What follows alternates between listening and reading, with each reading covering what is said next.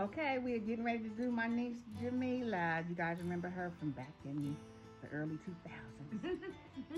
Look at her, she's the fitness queen now. Okay, so we're getting ready to do a full bob closure sew-in. I'm gonna show y'all how. This is her little thin area right here. Ain't nobody pulled nothing out. Some people just, they nerves, this is just where they thin at.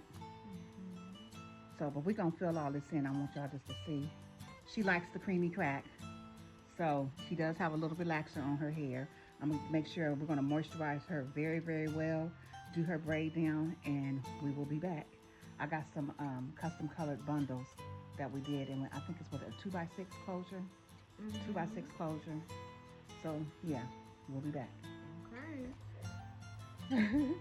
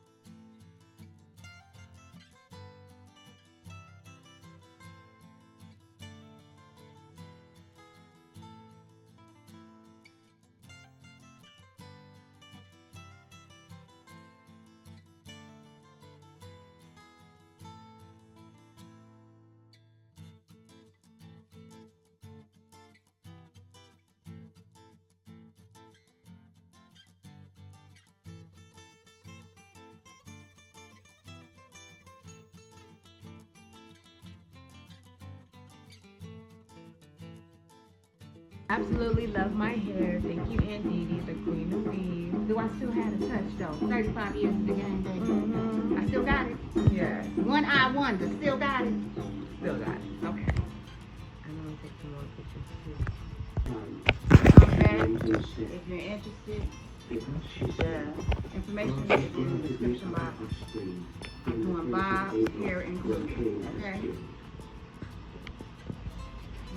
This is a closure. With very, very minimal hair left out on the hairline. Very minimal. Taking your pictures.